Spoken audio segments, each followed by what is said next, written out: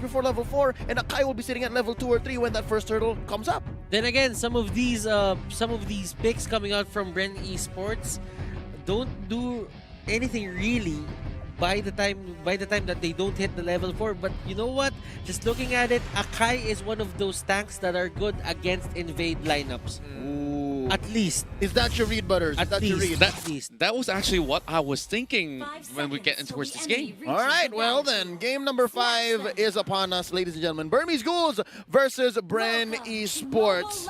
Let's get it. Contra, talk to me more about this invade. What were some of your thoughts about how, defending the invade was going to look like? Okay, speaking of that invade, right? You just look at the entirety of the lineup. It is about setting up for that blazing duet, and of course, a little bit of an invade coming in from the side of Lusty. Oh boy. I mean, this is what you would expect when you see a Jawhead, right, Butters? True.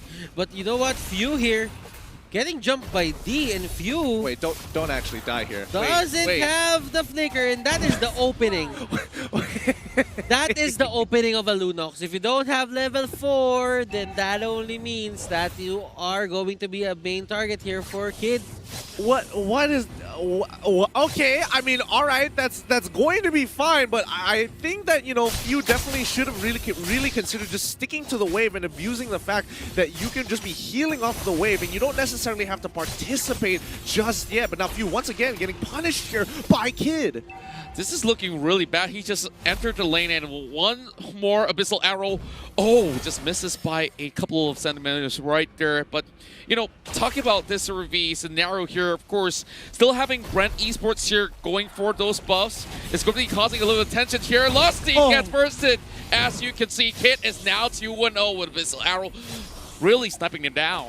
Kid is so good at keeping BREN Esports at bay. He got 2 kills from BREN Esports already, and it doesn't seem like he's gonna stop soon. Now remember what the payoff is right now, because Yishin-Chin's level 4 and Ace is still at level 3. They bought a ton of time at the cost of 2 kills, unfortunately, to say the least. But let's see whether they can convert this into something important. Like Kid, he is going to need to make sure that he lands those Abyssal Arrows. He's got 2 kills under his belt and Mystery Shop. If he ain't getting items and he ain't landing those Abyssal Arrows, he's just as good as dead. Okay, first turtle fight, Kid goes down. And it's going to be the engagement coming in from the side of BREN Esports. Great perfect pick as they connected Abyssal Arrow, but they jumped the gun. And this is where BREN Esports says, okay, we are coming right back at you with another 2 kills.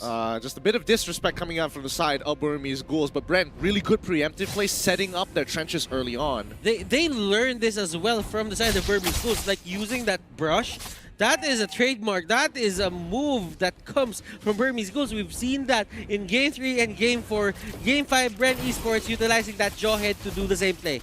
Yeah, and now BURMESE GHULS is getting invaded once again. Kid tries to look for that catch, but here comes a little bit of defense coming in from Maybe. Tries to make sure that he's always in the front, soaking all the damages.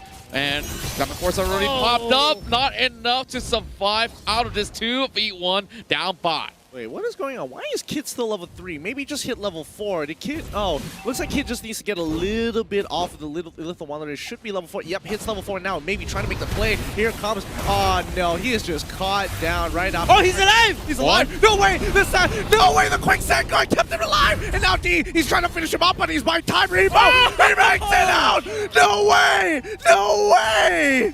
Insane! Can we get a replay on that? He just outplayed BURMESE GHULS, and what a finisher! That was a good plan coming up from BURMESE GHULS. Now, they poured everything onto that pickoff, but I guess it wasn't really the best target. It has to be an executional misplay, right? They literally were on top of him. Once again, the whirlwind is going to get on towards you, buddy. Kid gets ejected backwards, and that's going to be the end of Selena almost instantaneously. BREN, can you feel their blood pumping? I can feel the momentum coming out of these boys. I just feel that having a break gives this players new perspective on this. Yeah, I gotta thank those 8 it's coffees out there. They've been getting themselves a little bit boosted up with that. And speaking of which, it's going to be the turtle taken by BREN eSports again. Going for the dive. They have managed to catch out maybe. And this is going to be the ejector on towards Kid. How far can you run, Kid? Make your way out because they're coming for you. Now Ace forcing out a flicker. Calamity Reaper being brought by Ruby DD. But BREN eSports, they are just storming their way freely. Now, Burmese Ghouls, they're having a bit of a problem in terms of execution. Maybe he's playing a good game, to be honest. Yep. He has put all the Hurricane Dance in on his belt, and it trapped a lot of people already. A lot of heroes on the side of BREN eSports. But the thing is, BREN eSports has been more responsive and more reactive to what Burmese Ghouls does. I mean, those executional misplays could be a problem here as D is trying to lock down Rebo once more. Maybe he's walking up close, but again, here comes the Raging Sandstorm. He gets hit by the Missile Arrow. Kid should be able to secure this one. No way they're going to let him live again. Not going to make the second mistake again as Ruby DD coming in with the Zaman Force. Going to be pushing on forward, and the Yishin Shin taking away and invading that purple buff here. But on top side, once again, it's going to be Flapteezy who's going to be locked down. And D, no! He actually gets him able to proc the passive and few. He's going to be on the run, but Lusty, even though he's there on the fight, it's a 2v3 situation, doesn't want to take it. Okay, so for BREN eSports, yes, you have the lead, but you cannot go for those risky plays. You need to mind your position. As Burmese Ghouls, they have a lot of disposition. Maybe with the Hurricane Dance, if he catches you overextending, that is going to be a divided fight for your team. Yeah, you can definitely see that Burmese Ghouls, although they are ticked by the Khalid that has been causing them quite a lot of upset over the top side, they have managed to turn things around. And speaking of which, ejector on towards D. He's running for his life, but this is definitely going to be a goner for the side of Burmese Ghouls to try to rescue him in that sort of sense. So they have to give him up. Now, 4 versus 5 on this turtle, I think they also have to give even more back towards BREN eSports. Credits to Lusty, he's doing an amazing job with these catches. However, he is collecting those kills when honestly it should be going to some other person. Hopefully that doesn't bite them in the butt later on into the game, but for now it's like, yeah, okay, you've got the Athena shield, I don't mind tanking a couple of Abyssal Arrows. Yeah. Kid is throwing those arrows, he's hitting those arrows, but the problem is Lusty is just always in his... Oh!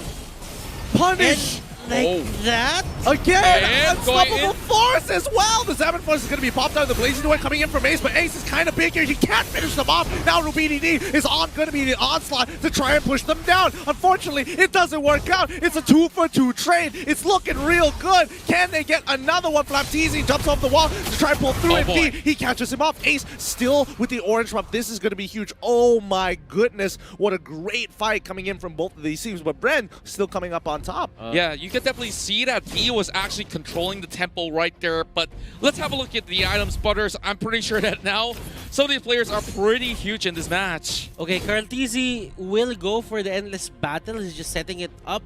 But while for Ace, he has the Demon Hunter Sword, and that is going to go to a Golden Staff. That's pretty standard. But one of the players that you really have to look out for is Ruby DD. He has the Calamity Reaper, the Feather of Heaven, and that is going to be bad for BREN eSports if they do not take account of this hero. They need to look, they need to be aware of their surroundings. They need to choose their fights.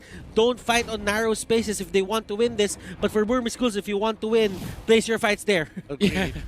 Yeah, and we've been looking at all these sort of picks, right? Just look at Lusty. He's actually going in towards a full armor build as well as getting tanky as it goes. But he's managing that 5 kills every single time that he goes in for the effort. Just going for the unstoppable force, trying to catch either Kid or at times maybe because he's the first target that you see most of the time, right? So making sure that you don't have Hurricane Dance when you need it the most is going to be very vital. Yeah, I mean, honestly, the Hurricane Dance is a huge spell, but the Mountain Chakra coming out from BREN eSports' side, really smart stuff, especially when they're taking Turtle. Burmese Ghouls, they want to go in, but only when it's inconspicuous. Maybe he jumps on in with a 1000-pounder and now forces out Lusty into that corner with the Hurricane Dance, forcing out the fight. Ruby Kid is going down. Ace already coming in with a Blazing Duet. It's not going to be enough. He does get the Golden Staff, but the rest of the team of BREN is on the run. Can they turn this around? He turns it and tries to go. Kid gets on top of him. The Zaman Force have been working out perfectly well, and they catch them out again. Kid, this wonder kid landing